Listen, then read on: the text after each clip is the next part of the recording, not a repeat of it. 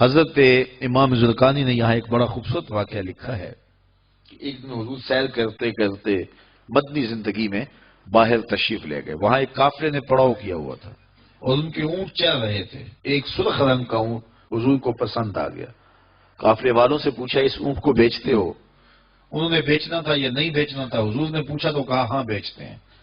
میرے شیخ کہتے ہیں میں دل ویچا میں جگر ویچا جے پیارا محمد آ جاوے نہیں میں اپنا سارا کر ویچا جے پیارا محمد آ جاوے.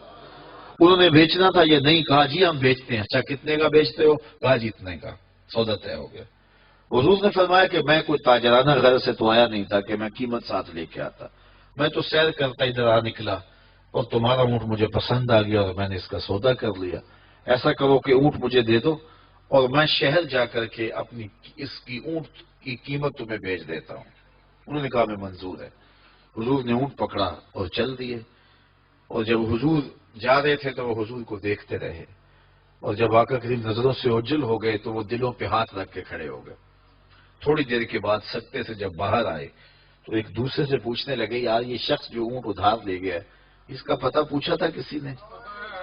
جب کسی کو نقد سودا دیا جائے تو اس کا عطا پتہ پوچھنے کی ضرورت نہیں ہوتی. اور جب کسی کو ادھار دیں تو یا آپ اسے جانتے ہوں یا درمیان میں کوئی ضامن ہو یا کوئی چیز گروی رکھی جائے. اور کہا ایک شخص آیا تم نے اس کو اونٹ دے دیا اس کا پتہ بھی نہیں پوچھا, اس نے کوئی درمیان میں ضامن میں نہیں دیا, تم نے کوئی شے بھی گروی نہیں رکھی اس کی, تو یار تم سب کی عقل پہ پردہ آ گیا, اس کا پتہ تو پوچھ لیتے, قیمتی اونٹ لے گیا. ایک بولا یار جب وہ باتیں کرتا تھا منہ سے پھول جھڑتے تھے. اذا تکلم رؤیا کالنور یخرج من بین ثنایاہ, کہا میں تو اس منظر کو دیکھتا رہ گیا. دوسرا کہنے لگا یار جب وہ جو ہے وہ مسکراتا تھا سامنے والے پہاڑوں پہ عکس پڑتا تھا. اذا ضاحک یتلالع فی الجدر. تیسرا بولا یار میں تو اس کی آنکھیں ہی دیکھتا رہ گیا.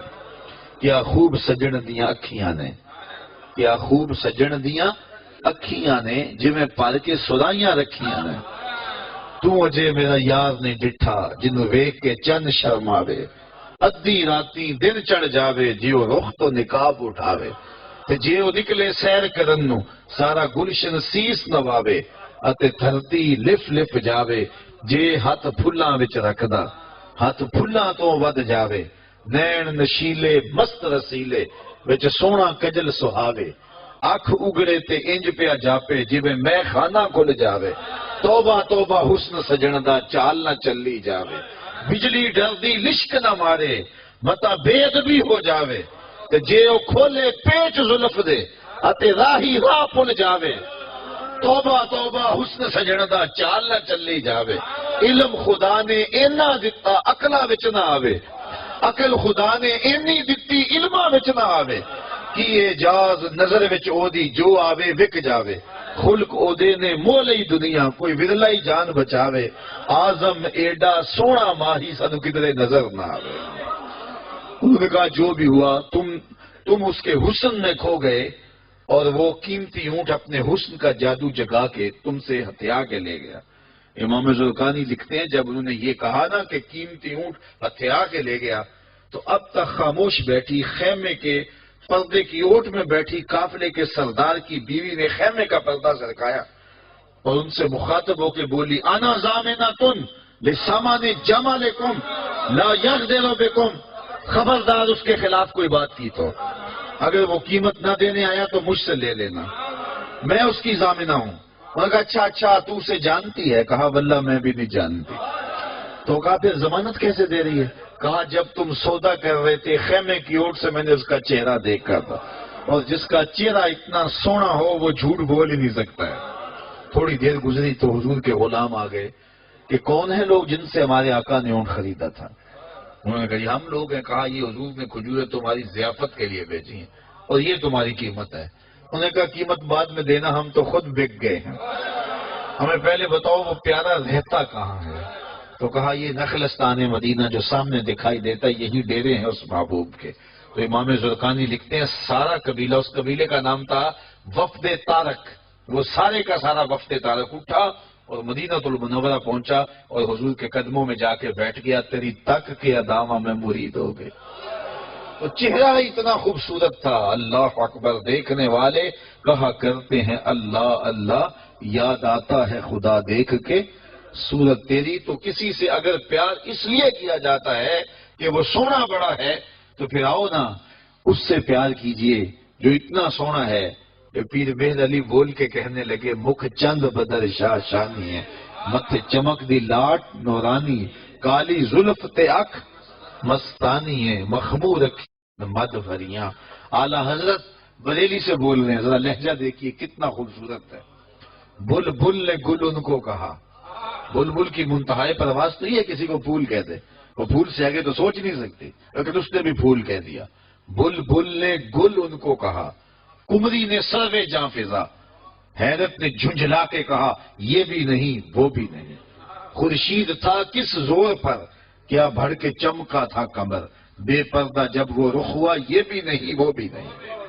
وہ حسن دیا اللہ نے اپنے محبوب کو۔ تو کسی سے اگر اس لیے پیار کیا جائے کہ وہ سونا بڑا ہے، تو مجھے بتاؤ کہ حضور جیسا سونا زمانے میں کوئی ہو سکتا ہے؟ اللہ اکبر، سارے حسن حضور کے قدموں سے پھوٹتے ہیں۔ اور مجھے اتنا اچھا لگتا ہے یہ شعر اعظم چشتی مرحوم کا کہ اس نے پتہ نہیں کہاں بیٹھ کے یہ شعر لکھ دیا کہ سمجھا نہیں ہنوز میرا عشق بے ثبات، سمجھا نہیں ہنوز میرا عشق بے ثبات، تو کائنات حسن ہے یا حسن کائنات، تو کائنات حسن ہے یا حسن کائنات۔ تو اگر کسی سے اس لیے پیار کیا جاتا ہے کہ وہ خوبصورت بہت ہے، تو پھر بتاؤ حضور کے حسن، یاد حضور کے چہرے کا جمال اور رنگ اور شان، تو پھر حضور کا چہرہ ہے نا۔ حضرت میمونہ بنت کردم رضی اللہ تعالیٰ عنہ فرماتی ہیں کہ مجھے حضور کی زیارت کا شوق ہوا تو میں اپنے والد گرامی کے ساتھ حضور کی زیارت کے لیے حجۃ الوداع کے موقع پہ میں حج کے لیے گئی، اور حضور سواری پہ بیٹھے تھے اور میں اپنے والد گرامی کے ساتھ حضور کی قربت حاصل کرنے کے لیے اور حضور کی زیارت کے لیے پہنچی۔ حضور کے چمکتے چہرے پر نظر جم نہ سکتی تھی اور میرے میں ہمت نہ ہوئی کہ میں حضور کے چہرے کو دیکھ سکوں۔ تو حضور سواری پہ بیٹھے تھے تو میں حضور کے پاؤں کو دیکھنے لگی۔ فرماتی ہیں کہ حضور کے انگوٹھے کے ساتھ والی جو انگلی تھی اس کا قد باقی انگلیوں کی مناسبت سے لمبا تھا۔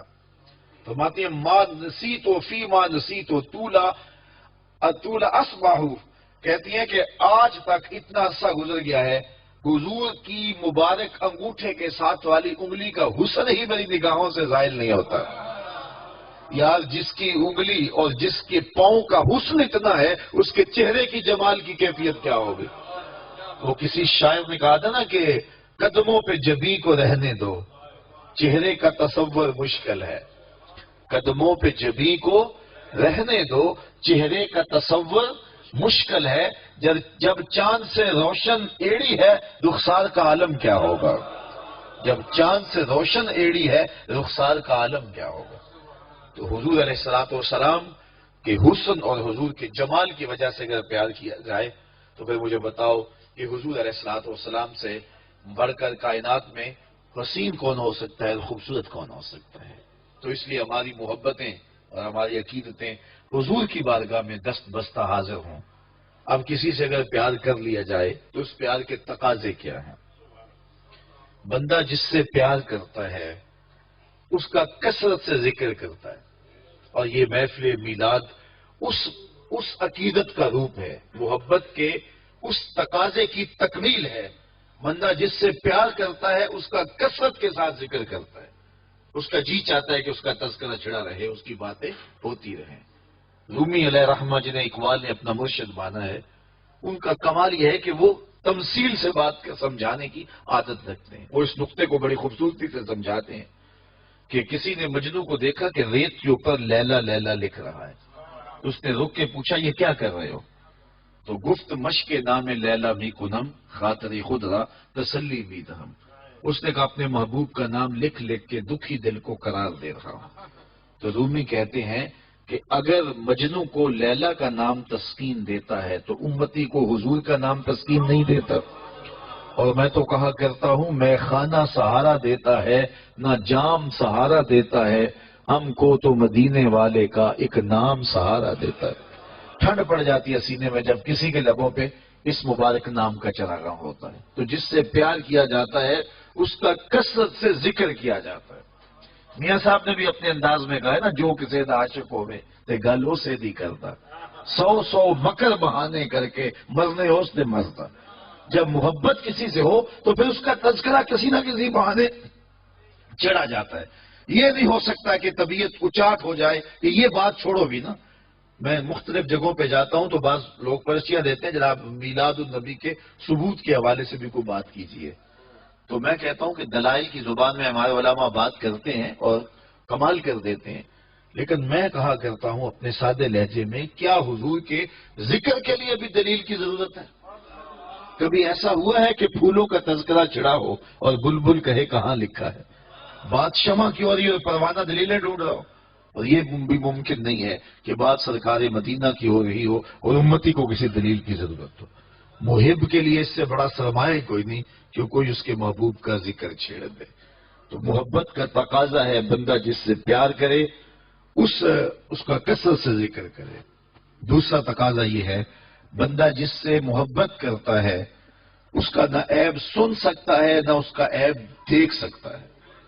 حبو کا شیع یومی و یسم، بندہ جس سے محبت کرتا ہے اس کی محبت میں بہرا بھی ہوتا ہے، اندھا بھی ہوتا ہے۔ اس کی محبت میں جو ہے وہ نہ اس کا عیب بیان کر سکتا ہے، نہ اس کا عیب سن سکتا ہے، نہ اس کو اس کا عیب دکھائی دیتا ہے۔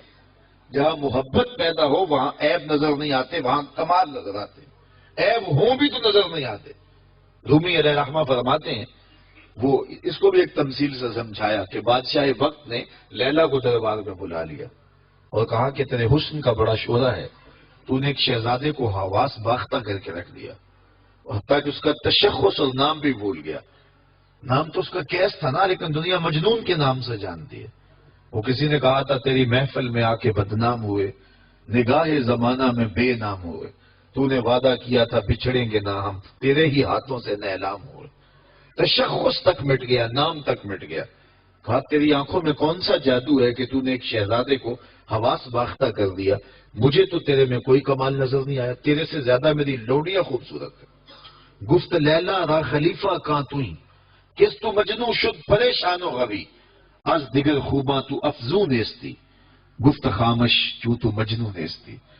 بادشاہ نے بلا کر کے لیلا کو کہا کہ کون سا جادو ہے تیری آنکھوں میں؟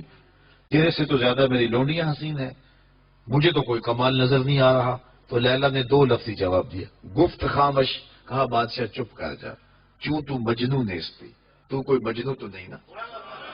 دیدائے مجنو اگر بودے تولا، از تو عالم بے خطر بودے تولا، تیری آنکھ مجنو والی ہوتی پھر تو مجھے دیکھتا۔ تو ہوش دارو لیک مجنو بے خودست، در طریقے عشق بیداری بدست، تو ہوش والا ہے اور مجنو ہوش کو چھٹی دے کے آیا ہے، اور اس کوچے میں ہوش کی پونجی چلتی نہیں ہے۔ تو رومی کہتے ہیں کہ اگر لیلا کو دیکھنا ہے تو مجنو کی آنکھ چاہیے، اور مصطفیٰ کریم کو دیکھنا ہے تو ابو بکر کی آنکھ چاہیے۔ اگر وہ نگاہ ہوگی تو کبھی ہو ہی نہیں سکتا کہ کوئی عیب دکھائی دے، اور یہ تو ذات وہ ہے جہاں عیب ہے ہی نہیں۔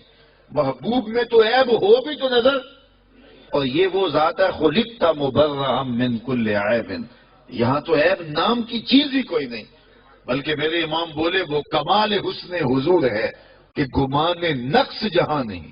نقص تو بڑی دور کی بات ہے، یہاں نقص کا گمان بھی نہیں ہے۔ یہی پھول خار سے دور ہے، یہی شمع ہے کہ دھواں نہیں۔